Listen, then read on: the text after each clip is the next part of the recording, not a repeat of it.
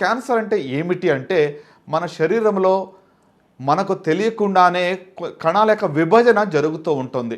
కణాల విభజన ప్రక్రియలో ఎలాంటి కంట్రోల్ లేకుండా అంటే నియంత్రణ లేకుండా కణాల యొక్క విభజన జరుగుతూ ఉన్నప్పుడు ఒక కణితి ఏర్పడుతుంది. దానినే క్యాన్సర్ కణితి అని అంటాము.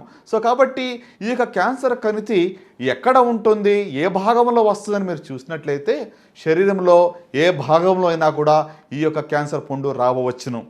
మీ యొక్క తల వెంట్రుకలు తర్వాత గోర్లు ఈ రెండు తప్ప మరి ఏ భాగంలో అయినా కూడా ఈ యొక్క జబ్బు రావచ్చును. సో కాబట్టి సర్వసాధారణంగా కనబడేటువంటి క్యాన్సర్లు ఏవి అని మనం చూసినట్లయితే పురుషుల్లో ప్రత్యేకంగా మనం చూసినట్లయితే ఓరల్ క్యాన్సర్స్ అంటే నోటి క్యాన్సర్లు పురుషుల్లో అధికంగా కనబడుతూ ఉన్నాయి.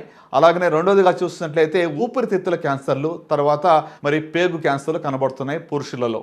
స్త్రీల్లోకి వచ్చేటప్పటికి మొట్టమొదటిగా మరి నంబర్ 1 క్యాన్సర్ అంటే రొమ్ము క్యాన్సర్ అని మనం చెప్పవచ్చును. రెండవదిగా గర్భాశయపు ముఖద్వారపు క్యాన్సర్ స్త్రీల్లో కనబడుతూ ఉంటుంది. మూడవదిగా వారిలో కూడా మరి నోటి క్యాన్సరు, తర్వాత పేగు క్యాన్సర్ కనబడుతూ ఉంటుంది.